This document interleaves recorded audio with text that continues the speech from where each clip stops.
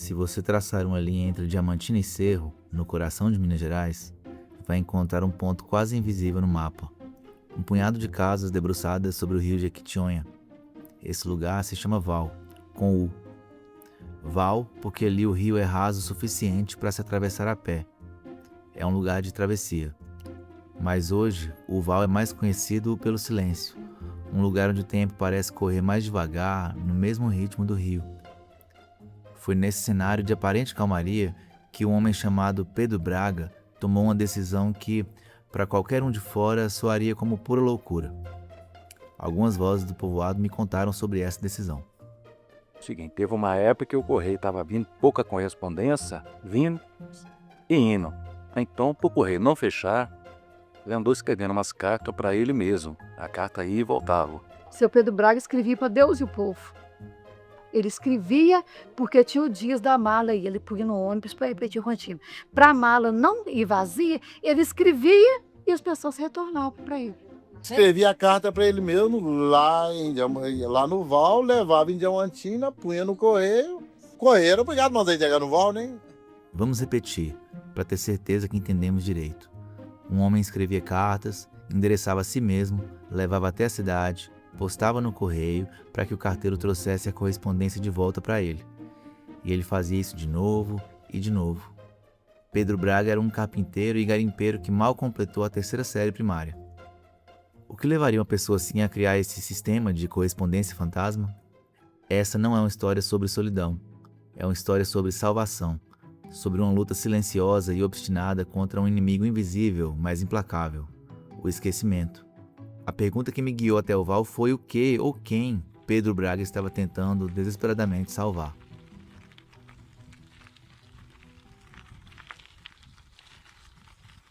Meu nome é Neto Macedo e essa história, para mim, começa com o som de bicicleta andando no cascalho.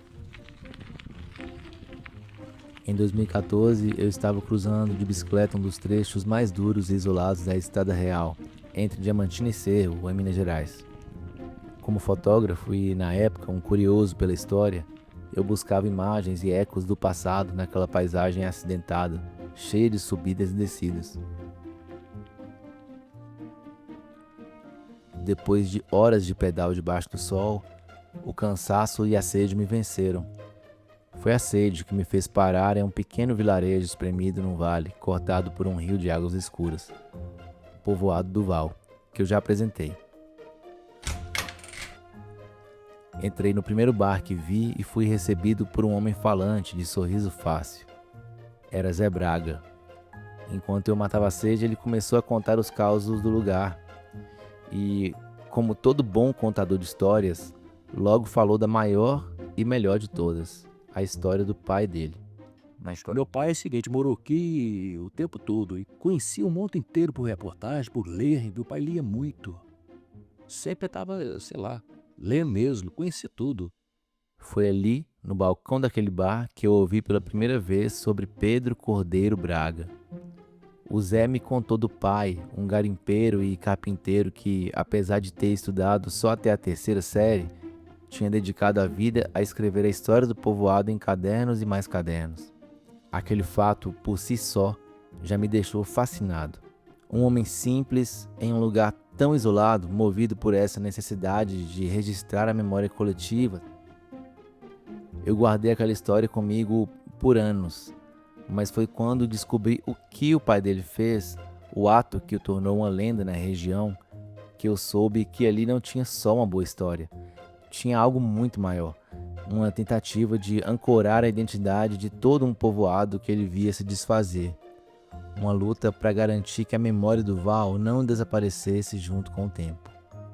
Para entender o mundo que Pedro Braga queria salvar, a gente precisa primeiro apagar a luz. Precisa esquecer o brilho constante das telas, o zumbido da eletricidade. A gente precisa voltar para um Val que vivia no ritmo do sol, um lugar onde a noite era realmente escura, um lugar isolado, onde as notícias e as distrações do mundo demoravam a chegar, ou às vezes nem chegavam. Dona Jacinta Baracho, que nasceu lá em 1925 e completou 100 anos em 2025, me contou como era. essas histórias que iam contar, que de primeiro não tinha televisão, não tinha nada, né? Não tinha rádio. Então ele contava aquelas histórias para distrair o povo juntava para escutar. Era ao redor do fogo que a comunidade se reconhecia. O medo do escuro do lado de fora era combatido pelo calor das histórias e do fogo. Hércules dos Santos Pereira, que nasceu no Val, mas passou um tempo fora em busca de trabalho, nos conta. Naquela época não tinha energia, aqui era tudo no escuro. Eu sempre lembro mesmo aqui embaixo, que nessa terceira casa que tem à esquerda, onde é que tem uma terra, que é o meio da rua. Ali era o ponto, a gente fazia um fogueirão ali à noite. A gente juntava aquela molecada, aquela menina, e ia cortando caos. Sei que nós tínhamos medo de cortar pra casa, que era tudo escuro, né? Os tal, que era só cal aqui, é louco. Aquela mãe, ele era contador do pó mesmo, né? Mas essa união não acontecia só na penumbra, ao som dos causos. Acontecia também debaixo do sol, na lida do dia a dia. A comunidade não apenas ouvia junto, ela trabalhava junto. Ninguém me provou mais essa verdade do que o senhor Sebastião Vieira. Quando o encontrei em 2018, já com 77 anos, ele voltava da roça carregando 2 enxadas nas costas, mas com um sorriso e uma energia que faziam ele parecer muito mais jovem. Foi ele quem me descreveu a matemática da ajuda mútua do Val. E a turma trabalhava mais e todo mundo ajudava uns aos outros. Aqueles mais fracos, tudo tinha roça, tudo canto aqui. E quando a turma via que estava com a comida, a roça, já o mato tomando conta, não avisava ele não. Falava, amanhã eu vou almoçar na sua casa. Prepara um almoço para nós. E juntava todo mundo, colega dele, 30, 40 homens, e lá capinava tudo. Daquele mesmo jeito que fazia, eles não cobravam, só queriam o almoço e aquela pessoa pagava do mesmo jeito. Não era uma vida fácil, era uma vida de trabalho pesado, de sol a sol, sem conforto. Mas era uma vida que tinha uma lógica própria de felicidade. A dona Jacinta Baracho, a moradora mais antiga do Val hoje, me explicou essa diferença fundamental entre o sofrimento daquela época e a insatisfação que a gente sente hoje. O povo, sabe que o povo de primeiro sofria demais? Eu falei assim, não era tanto, porque ia nesse sentido aí, né? Porque o povo aceitava. E hoje ninguém aceita nada que vem, né? E o povo aceitava. Qualquer uma coisinha era coisa de alegria, de satisfação pra gente, né? Hoje não. Qualquer coisinha era motivo de alegria. Um prato de comida em troca de um dia de trabalho, uma história em troca da atenção de todos. Era um lugar de trocas, de ajuda mútua, de uma vida tecida em conjunto. Um tempo que, para quem viveu, deixou uma marca profunda. Esse era o sentimento que sustentava o Val. Mas esse equilíbrio frágil estava prestes a ser quebrado. É uma marca que Hércules carrega consigo. Ele foi um dos muitos jovens que precisou deixar o Val em busca de trabalho e viveu fora por 16 anos antes de decidir voltar para o lugar onde ele nasceu. Então ali era um dos nossos pontos de encontro. De tal nós entrar para os quintal dos vizinhos, aquela molecada, ninguém precisava, mas ela tinha o prazer de entrar no quintal de alguém, lá apanhar aquele monte de laranja no quintal e de outros, né? E ficava à noite lá, nossa brincadeira queimada, que ela fazia aquelas bolas de meia. Era a nossa felicidade, a meninada. Então eu falei, nós era felizes e não sabia, agora hoje acabou. Hoje acabou, não tem mais. Esse era o sentimento que sustentava o Val. Mas esse equilíbrio frágil estava prestes a ser quebrado. Esse mundo, que parecia tão sólido, começou a se desfazer. Quase sem que ninguém percebesse, o tempo acelerou. O rio, que por séculos deu sustento com o garimpo, já não entregava mais os diamantes. Os jovens começaram a ir embora e então veio a luz. A chegada da energia elétrica nos anos 80 foi o paradoxo que definiu o futuro do Val. Hércules, que quando criança sentia medo dos causos de Pedro Braga contados ao lado do fogo, resumiu essa contradição melhor que ninguém. Foi a melhor coisa que fez, você sempre colocar energia, porque aí é progresso. Mas em questão de amizade, família num lugarzinho pequeno, você acaba tudo. A nossa turma de reunir à tarde era molecada, ia lá pra baixo, acho que isso não era igual é hoje, era tudo diferente, né? Ali mesmo onde está aquela construção ali hoje da Estrada Real lá embaixo, lá, ali era completamente diferente. Ali tinha um pé que eles falam para o Dori, que deu um trabalho para eles cortar, eles entraram na justiça, porque eles não queriam, que era patrimônio daqui, né? Eles cortaram para fazer aquele negócio real. Hoje em dia nem para negócio, ou televisão ou celular. Você encontra com todo mundo hoje, ele te olha, só tá aqui, ó. Passa de passagem, ela. Olha, acabou, hoje em dia não tem amizade, mas não. A mulherada deu 6 horas, é tudo da Globo, é novela. Né? Então acabou. Nosso tempo era uma beleza, rapaz. A fogueira de Pedro Braga, o ponto de encontro, foi trocada pela luz fria da tela da Globo. E logo depois por outras telas. Telas menores, que cabem na palma da mão e se conectam com o mundo inteiro. Itamar, filho de Dona Jacinta, fala um pouco sobre isso. Hoje é só isso, molecada internet, internet, me fala, jogo de computador. Quase toda, sendo quase uns 50% das casas, tudo a mãe colocou internet, colocou computador, tudo. Quando não tem, já vê no tablet, no celular. Então a molecada nem sai na rua. Você pode ter passado de tarde, não sei se você reparou, andar de tarde, você não vê um menino na rua. Tá tudo delicado, tudo No celular. no celular. Não foram só as brincadeiras de rua que sumiram. Foi uma forma específica de estar junto. A dona Eva dos Santos Ribeiro, que viu a transformação acontecer da janela de casa, sente falta de algo que a tela do celular não consegue entregar. Que sentava, contava história, a gente brincava. Ontem mesmo eu estava assistindo aqui a televisão. Ontem foi domingo? Não, foi domingo.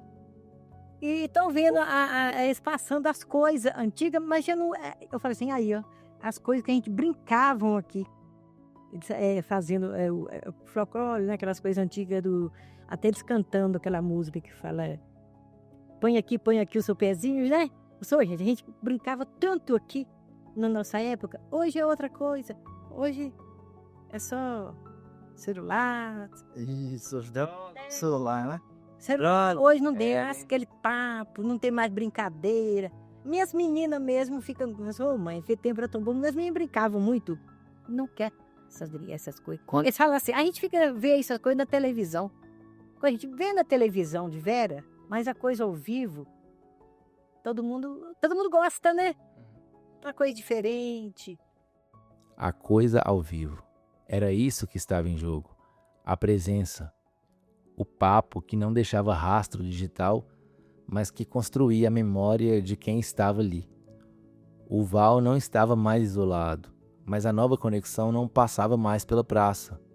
E essa mudança não esvaziou só as ruas, esvaziou a própria autoridade da tradição. A professora Rita de Cássia, esposa de Zé Braga e nora do senhor Pedro, viu o momento exato em que o fio se partiu. Foi dentro da sala de aula. Foi perdendo interesse, eles não acreditavam mais, não contavam, eles falavam assim, isso é mentira, não existe isso não, não é. Isso que eu igual falei com vocês, foi perdendo a tradição da família, porque nos tempos que eu comecei, tudo que você contava, os meninos acreditavam, e falavam assim, papai também falava isso, vovó contava isso. Então cada um ia inteirando a parte deles, agora os outros não, os outros já falavam, não existe isso não. Isso é mentira. A frase que sela o fim de uma era. O elo de confiança entre o avô que conta e o neto que escuta tinha se rompido. Esse é o mundo que Pedro Braga viu ruir. Um mundo onde as histórias que fundaram o lugar estavam virando apenas mentira. E foi diante dessa ruína que ele pegou a caneta. No centro desse mundo que se apagava, desse tempo em que as histórias ainda eram a verdade, estava Pedro Cordeiro Braga.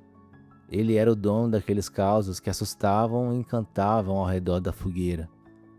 Mas com o passar dos anos e com o avanço da luz elétrica e das telas, ele se tornou algo mais. Enquanto o Val mudava, ele se transformava no último guardião. A biblioteca viva de um passado que a própria comunidade começava a esquecer. E essa era uma sabedoria que não se aprendia na escola. Pelo contrário, quem me conta é o filho mais velho dele, Raimundo Braga. O pai era professor de história. Era professor de história, né? Sabia tudo, Sabia né? tudo. E tinha 4 séries só. E muitas professoras, qualquer coisa que elas não achavam no dicionário, perguntavam a ele dava respostas certas. Parece que ele tinha quarta série. Se vocês verem a carta que ele escreve, a coreografia dele, vocês nem parece a coreografia de médico. Pedro Braga tinha apenas a 3ª série primária. Mas não se engane, a autoridade dele transcendia o Val. Anos mais tarde, o professor universitário Rodolfo Lautner, impressionado com a oratória daquele homem simples, contou de quando a professora Vera Lúcia Pereira, autora de um livro sobre narradores no Vale do Jequitinhonha, decidiu levá-lo para dentro da academia. Tem um livro que foi escrito por uma pessoa que foi minha colega de ginásio e de curso científico. Ela estava fazendo pesquisa sobre o palavreado do Vale do Jequitinhonha e não tinha nada. E eu indiquei para ela Pedro Braga. E ela escreveu um livro. E se vocês tiverem a oportunidade de passar lá, ver se ainda tem, porque esgotou rapidamente. O artesão da palavra no Vale do Jequitinhonha. Esse livro é interessantíssimo, porque vai contar muita coisa sobre Pedro Braga. Mas essa inteligência não era improvisada. Pedro Braga tinha um método. Ele não inventava, ele coletava. Ele tratava a memória oral com a mesma seriedade e precisão que um arquivista acadêmico. Valquíria Ribeiro, a vizinha que cresceu ouvindo suas histórias e que depois se tornou professora, ficava impressionada com o rigor daquele homem sem diploma. Ele ficava prestando atenção nas conversas dos pessoal mais velho. Tem casos que ele contava pra gente, e contava assim, falava assim, esse aqui foi tal pessoa, falava o nome completo, que falou pra minha mãe, ou falou pro meu pai. Eu ficava impressionado das datas, sabe, precisa que ele falava com a gente. Era essa precisão, nomes, datas, linhagens, que transformava os causos em documentos. A autoridade de Pedro não estava no papel, mas na palavra, na confiança que ele inspirava. Mas a sua curiosidade não se limitava ao passado do Val. Enquanto o povoado dormia, ele viajava pelo ar, buscando as notícias do mundo. O filho mais novo, Zé Braga, ele lembra bem desse ritual noturno.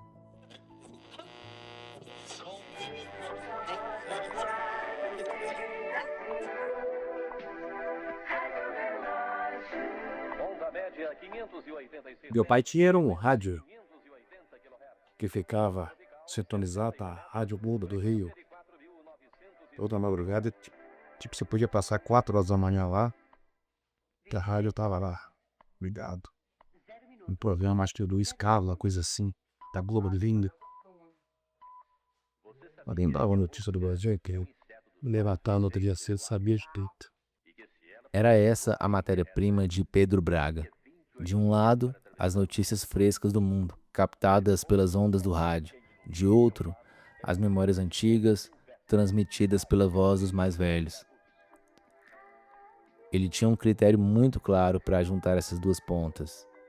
Um critério que ele mesmo explicou numa entrevista rara, gravada em 1988, pelo pesquisador Reinaldo Martiniano Marques, da PUC de Minas Gerais. Só está falando se a gente deve escrever o quê? A gente deve escrever o que pode comprovar. Porque a gente escrever uma mentira, aí depois ela vai justificar que foi mentira. Não tem, perde a graça, né? Então, escrever para o senhor é um negócio assim, escrever aquilo que viu, que viveu, é isso? Sim, ou então certas tradições, né? Porque tem certas tradições que a gente vê que aconteceu mesmo, né? Então é o que eu gosto de escrever, é justamente o que pode ser comprovado. O que pode ser comprovado. Essa frase ficou ecoando na minha cabeça. Que tipo de comprovação Pedro Braga, um homem da terceira série, estava buscando? Ele não era um historiador, não tinha acesso a arquivos, não estava atrás de documentos oficiais. A resposta estava na segunda parte da fala dele.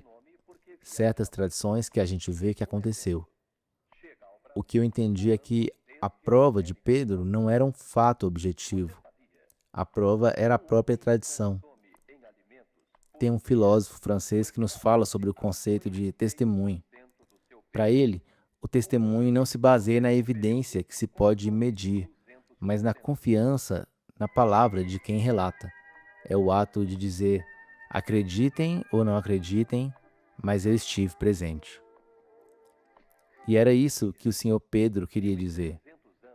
Ele falava, acreditem, porque eu ouvi de quem esteve presente. A comprovação dele era a palavra que sobreviveu, era o testemunho coletivo que foi repetido e reafirmado de geração em geração até chegar nele. Ele era esse homem, um guardião do que foi testemunhado, do vivido, do transmitido.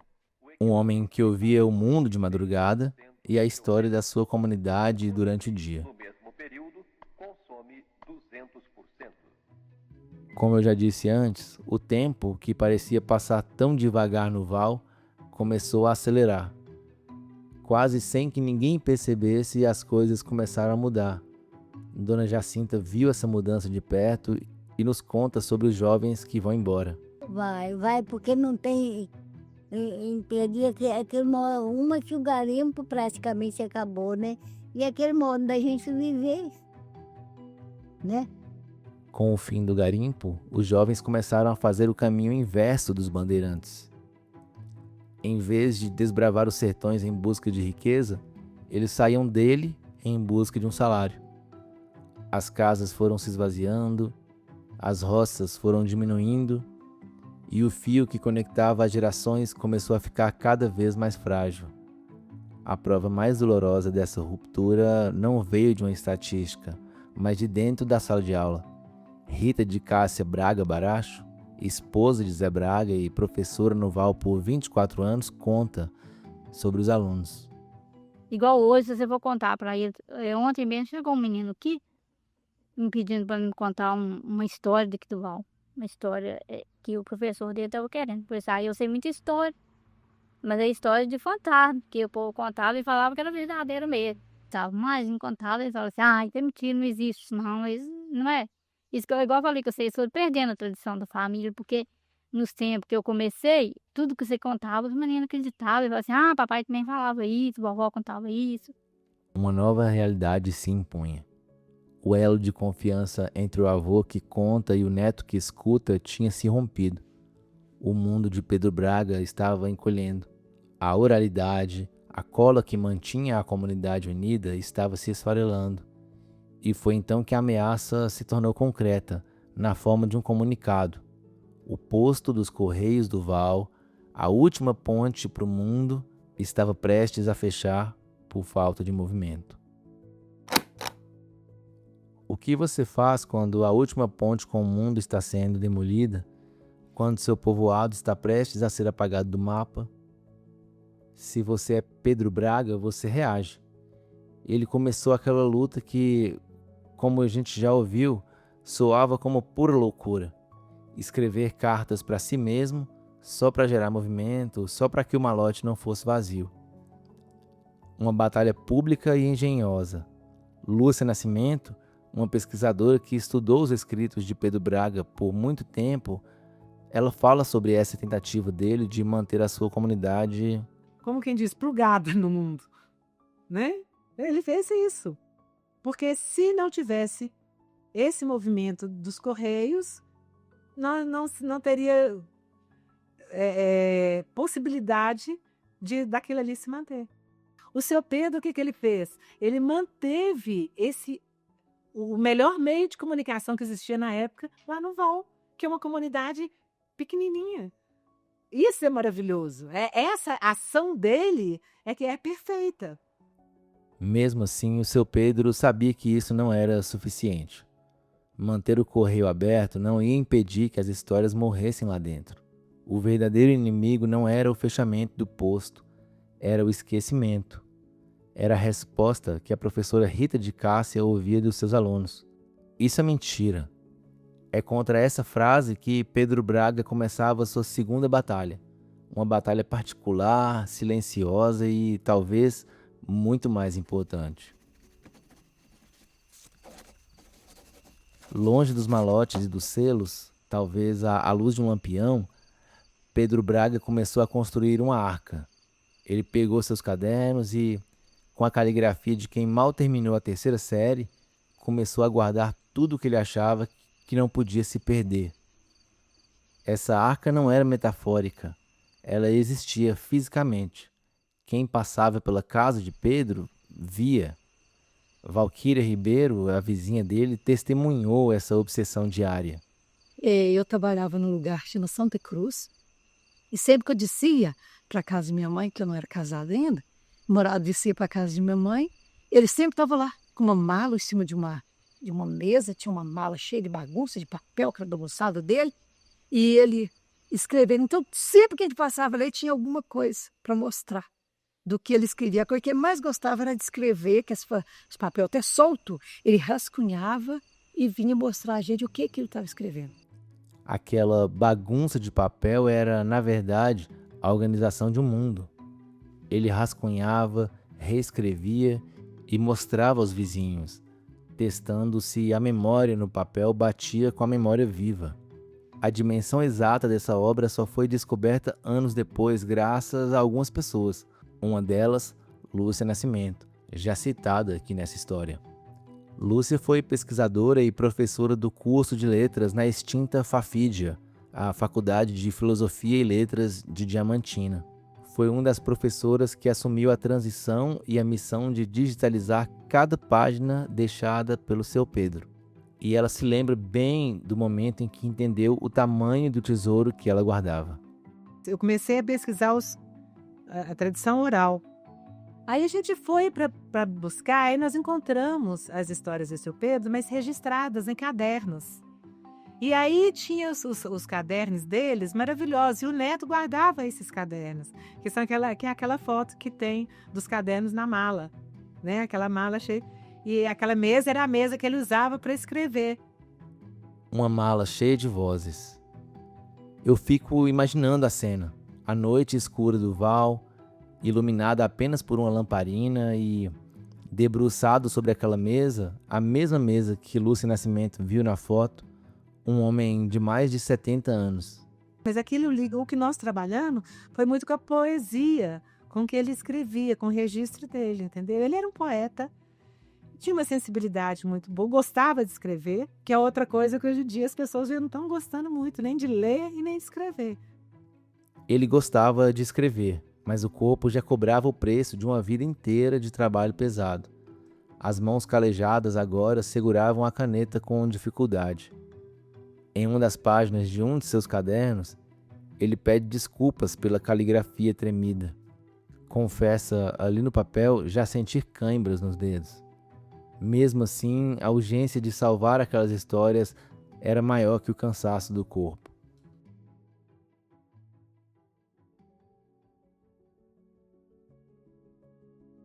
E assim, Pedro Braga decidiu lutar em duas frentes. Com as cartas, ele tentava salvar o presente do Val, o posto dos Correios. Com os cadernos, ele tentava salvar o passado.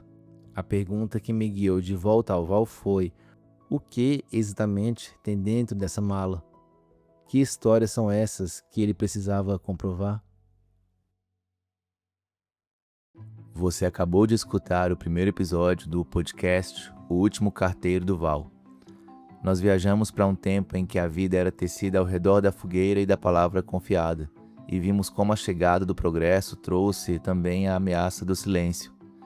Vimos o momento em que um homem simples, diante do fim do seu mundo, decidiu reagir da única forma que sabia, escrevendo cartas para si mesmo para impedir que a última ponte com o mundo caísse e enchendo cadernos para preservar a história do seu povoado.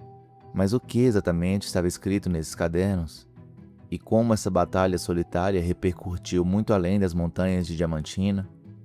A história continua no próximo episódio, A Batalha contra o Esquecimento. Esse podcast é uma produção, roteiro e narração de Neto Macedo, fotógrafo e historiador. É fruto de sua pesquisa de mestrado desenvolvida na Universidade Estadual de Montes Claros, a Unimontes. Obrigado por escutar e até a próxima.